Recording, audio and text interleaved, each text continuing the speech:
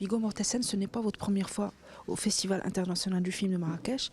Que pensez-vous de cette 20e édition? J'ai pas vu tout le festival, évidemment, ni tous les films.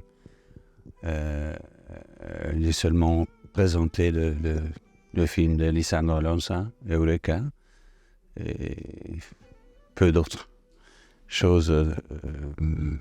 Je peux pas évaluer, mais à la présentation hier soir, c'était bien allé, bon public, une bonne conversation après le film. Je suis content, c'était comme toujours, comme les autres fois que j'étais ici. Hier, il y a eu un hommage qui a été rendu à Fawzi Ben Saïdi, un réalisateur marocain. Est-ce que vous connaissez son cinéma? Un peu, mais à vrai dire, j'ai pas vu beaucoup du cinéma marocain, mais je connais des autres. Ben Barka ou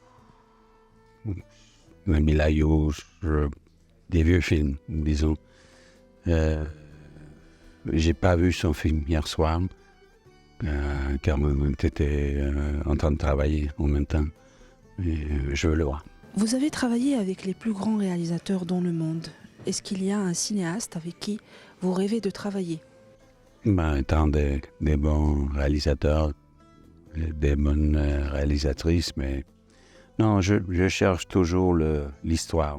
Ça vient, c'est les scénarios qui m'importent le plus au début.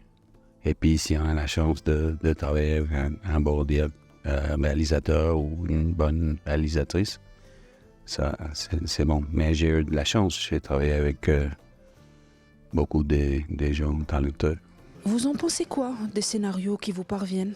Je crois que c'est comme toujours. La plupart des scénarios sont pas bons. Mais ça a toujours été comme ça. Si on a la chance de participer dans un projet intéressant, original, on est content et on cherche. Si j'ai le temps et surtout économiquement, si je peux attendre si je peux attendre le bon scénario,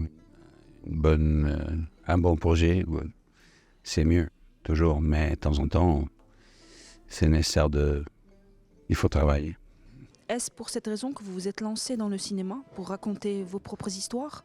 Peut-être, mais j'ai toujours, depuis longtemps, je voulais réaliser. Et j'ai eu de la chance de faire deux films maintenant. J'ai juste complété mon deuxième film. Et je suis en train d'essayer d'organiser le troisième. Mais je suis content avec ce travail. J'aime la collaboration, mais j'étais toujours comme ça, en tant que comédien. J'étais photographe avant de devenir comédien et j'écrivais avant de me lancer dans le métier du cinéma. Et puis, j'ai trouvé toujours intéressant la collaboration, de porter un scénario à l'écran. Comment est-ce qu'on fait ça? C'est pas seulement la comédie ou la réalisation. Le travail d'équipe, ça m'intéresse. Au Maroc, on vous connaît à travers le personnage d'Aragorn dans Le Seigneur des Anneaux. Avec du recul, que pensez-vous de ce personnage? Dans tous les films, mon devoir, c'est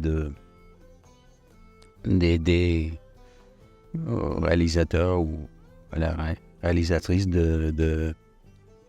d'apporter leur vision du projet, de l'histoire à l'écran. Mon devoir, c'est d'arriver, préparer et d'écouter, d'observer, et faire attention aux réalisateurs, aux comédiens, aux photographes, l'environnement. C'est toujours la même chose, même si c'est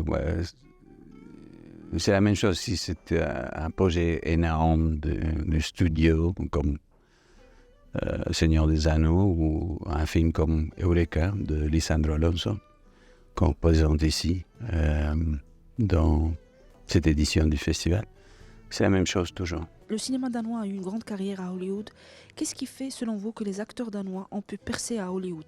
L'industrie du cinéma au Danemark, c'est un pays petit de 5-6 millions de personnes, mais ils ont une longue histoire de faire du bon cinéma, de la télé, aussi la formation des acteurs dans le théâtre.